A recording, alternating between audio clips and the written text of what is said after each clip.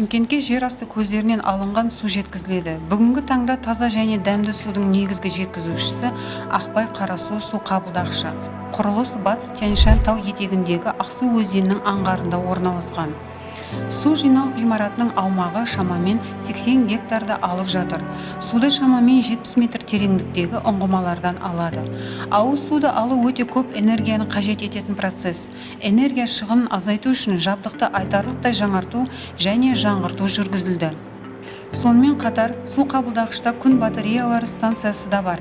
Су өндіруді диспетчер, инженерлер қадағалайды. Барлық ақпарат өндірілген судың мөлшері, сорғылардың, құбырлардың жай-күйі, қысым және басқа да деректер компьютер мониторларына шығарылады және кәсіпорынның орталық диспетчерлік қызметіне жіберіледі. Бұл процесстер қашықтықта оңай басқарылады. Шымкент жазғы күні шамамен 220-230 мың текше метр суды тұтынады.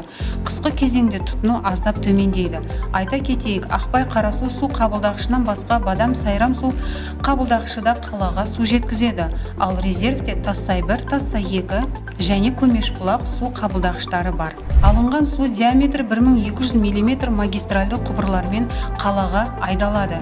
Кейін ол келесі кезеңге залалсыздандыруға түседі.